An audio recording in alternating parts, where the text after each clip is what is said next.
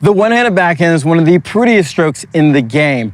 But when you're trying to learn it, it can be very confusing about what you're supposed to do. Are you supposed to flick this, turn that? Well, in this video, I'm gonna simplify the one-handed backhand to the things you absolutely need to know. And from here, you can build on everything else to make it the backhand you've always dreamed of. So let's get started. Complexity is the killer of any stroke. It's when we get so bogged down about watching the pros and they're flicking this and doing that we don't really know what's essential. Once we understand the essential components of any stroke, we start tagging on and building things. And this is why this video is so important. Make sure you understand those essential things for the one-handed backhand. There's really just two main essential things, and almost really one, but two main essential things to hit a great one-handed backhand. And that is understanding that the racket face is gonna send the ball, meaning if the racket face is open, the ball's gonna go high. If it's closed, it's gonna go low. That'll direct the ball both up and down. And then the path coming up to the ball, meaning that as my racket comes up to the ball, it's gonna part spin. In this video, we're just talking about hitting a top spin backhand. And so the recipe is, if you can control the racket face and have the racket coming up to the ball, that's all you need to have a great one-handed stroke. Everything else is extra. It's a bolt-on, meaning that how you see some players coiling up and doing all of that, that's just meant to speed the racket up and have a longer runway to accelerate all those things we're doing here. There's one important binder that binds both the racket face and the path and making it secure, which is the grip. And this is hugely important to understand. And so there's a couple different grips you'll see different players using. And what I want to express for you is not to pick one grip, but make the grip secure for you. And I'm going to show you how to do that right now. So if I put my hand out just like this, my hand is a very neutral position. And for a one-handed backhand, being in a neutral position is okay. But the most optimal position is where our hand's slightly extended, not extended way back, but just slightly extended. You'll see this in a second with a lot of pros. Where we get compromised and this starts to break down is when my hand becomes super flex. And so what that means is if I'm holding the racket, let's say, in my normal backhand grip, my racket right now, or my hand is slightly extended, not drastically. But also when the ball goes lower, you can see how the extension increases. And as the ball goes higher, right here, maybe hard to see, it decreases. So hence, higher balls are gonna be less secure for a one-handed backhand with my type of grip right now, if they're super high. But here's the thing, most players don't understand this, and so what they do is they use, let's say, a continental grip or something really soft. And so to have the continental grip like this, but to make the racket face work in a sense, you can see how it's already put my wrist in a compromised flex position. So you have to have the combination of having your hand or your wrist slightly extended while having the racket face able to hit my targets. And what I mean by hit the targets is if I'm vertical and my hand's slightly extended, that's perfect. Because if I want the ball to go higher, all I need to do is pull back on or extend a little bit more. It opens up the racket face. If I need the ball to go lower, my racket face is slightly pointing down, and I'm never gonna really need it to go this far down, but I'm probably in a neutral to a very slight extended or a flex position. And so flex meaning pushing down, but I'm never gonna need my racket face to be this close. Now, the problem is when we have a grip like a continental grip, you can see just to have the racket face open, I'm already in a neutral. So to close it, ooh, that is compromising, meaning I'm hitting the racket with small muscles instead of having it here with a very solid grip. If you understand that now, we can talk about the racket face, which is the first main area of the stroke. What happens at contact is the most vital and most important thing. I watched Andre Agassi talking about that the most important part of stroke is 6 inches before and 6 inches after, because in that little short period of time, your racket, or you telling the racket, which is gonna tell the ball what to do. It's whatever you manage to happen right here, it's gonna tell the ball what to do. So that's the most important part. So to express how important this is, I wanna show you what happens when you change your racket face. So what I'm gonna do is a drill you can do at home. I'm gonna use my brand new ball machine, the Spinfire Pro 2. Check out that video if you wanna know about it, somewhere around here.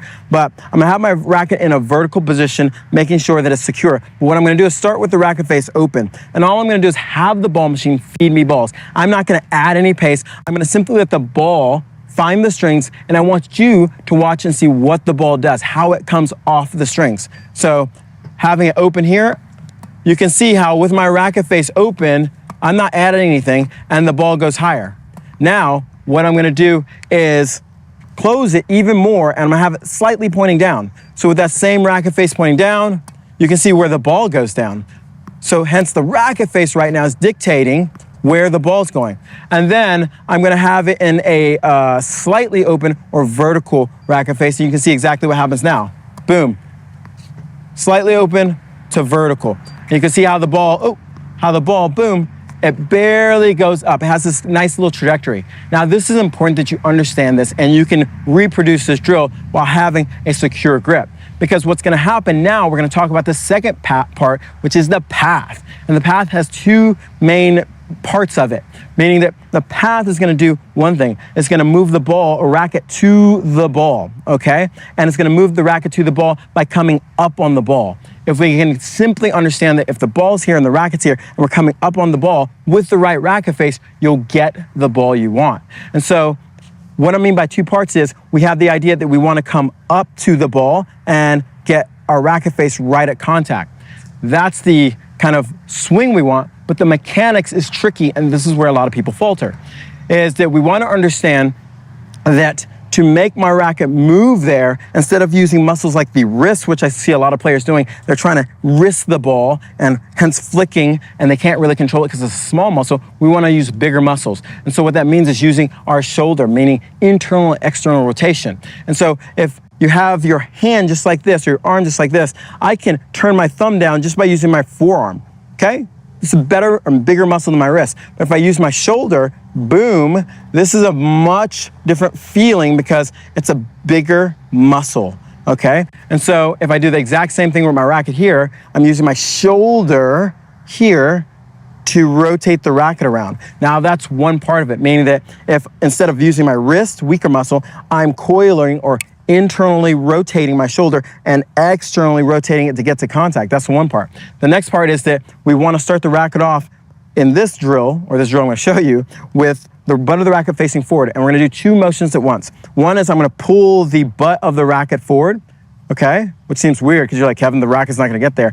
But now if I have that internal rotation, I'm going to pull the butt of the racket forward while externally rotate to get the racket to contact. If you just do this straight, you'll get a flat type ball because the racket path is traveling straight through the ball. What we want to do is get the racket below the ball and do this motion and pull up to the ball. And so this is a great drill just to practice. You can do this at home right now. Even if you don't have a racket, think of your thumb and think of rotating till we get the thumb basically to contact. And so what I'm going to do is focus on just getting the racket to contact. I'm not going to do a follow through. So I'm going to try to stop as soon as I make contact. And I want you to watch what's going to happen. If I set up here and make sure that I'm coming up to the ball, bingo. Great one-handed backhand, solid. Now, I just have to make sure that the racket face is, boom, arriving at the right place at the right time, meaning that, or being in the right angle at the right time. So as I time it and I make contact here, the racket face is looking forward, and if I needed to go higher, I'll open it. So I'm gonna do a couple, just stopping at contact, and I'm gonna do different racket face angles, combining what we were working on coming up using the external rotation, okay? So if I'm doing this with the racket face open and I stop, you can see how the ball is going higher, coming up, stop. If I adjust it and make it more vertical, the ball goes lower. Had a little bit of a fall through there. So this is very important. These are the fundamentals. Yes, you can bolt on more, what I'm going to show you how to do in this video, a little extra, but if you understand how you're going to have the internal rotation and you're going to pull and externally rotate with the rack face right, this can happen for you. It can be consistent compared to what I see a lot of players doing just to get the backhand in. Now let's go one step further because we're not done. Now, the contact's the most important part about our swing, but you notice if you do this drill, you're getting stiff here. And we don't want to get stiff. We want to be smooth and relaxed. So that means the finish is to let the energy dissipate. We're creating energy through my external rotation, and I need to let it dissipate. So after I make contact, I'm going to have my racket fall out towards the ball and come around. And you're going to see different variations of finish. If I'm coming up steeply, you tend to see finishes like this, where the butt of the racket is facing forward. If I'm driving through the ball, you may not see that butt of the racket around. You may see the racket forward because I'm driving out through the ball. And so you can see this where as I come up and let the energy go, this is all I need. Now, let's go one step further because you'll notice that, yeah, this feels good, but man, What if I want to really have an aggressive one-handed backhand? What do I need to do? Well, really, we need to add acceleration, which means we need a longer runway. And if you've ever seen any of my other videos about the one-handed backhand, it means the butt pull position. Because now I went from having this much room to accelerate to now where you see the pros, they get in this butt pull position, I call, meaning the butt, it's over here, and you're going to pull the butt to the ball.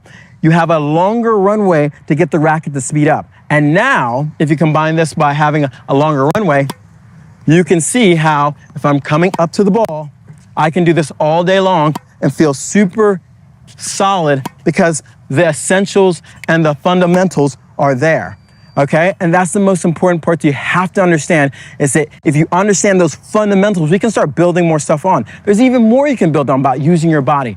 But these are the fundamentals you start with and build everything else around. Don't get caught up in all the hype of trying to do everything all at once. Find those fundamental things just like this, build those things, and then build everything else around it. Now, you might want to know, hey, my forehand could use this too. And if you think your forehand can use this, make sure you go watch this video because I talked about the essentials of the forehand. What has to happen to make sure that when you hit a forehand, it has the essential elements to make it solid and repeatable.